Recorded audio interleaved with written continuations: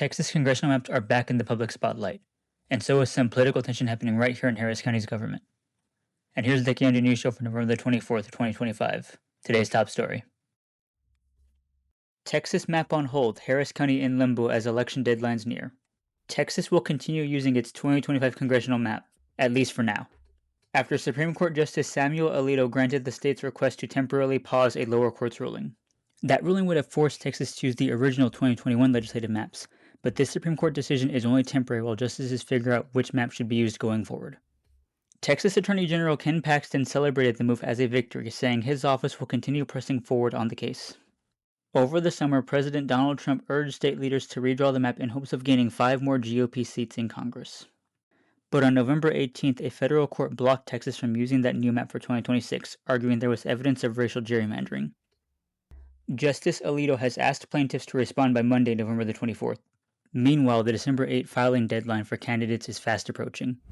And while all this is going on here in Harris County, there are also other leadership questions unfolding, where commissioners failed to appoint a replacement for County Attorney Christian Menefee's seat, leaving the future of the office uncertain. A special session was scheduled Thursday, November the 20th, but 2 commissioners tagged the item, preventing discussion.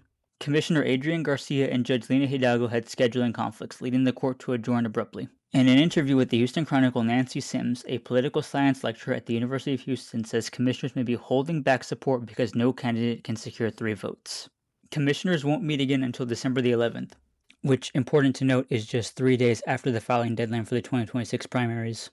City Councilwoman Abby Kamen initially appeared to be a strong candidate, but her active push for endorsements may have been seen as premature and now puts her in a risky position, as she has yet to officially declare her intent to run for the spot, and would have to relinquish her city council seat under Texas's Resign to Run law. This law was designed to prevent elected officials from using their current positions to run for another office and to encourage them to work on their current duties and not seek higher political aspirations. Which is why we saw both Menefee and also Councilwoman Letitia Plummer resign from their offices. Though re-elected in 2024, Menefee technically resigned in March to run for Congress, but remains in office as a holdover. And under Texas law, any candidate cannot formally vacate their office until a successor is appointed and qualified.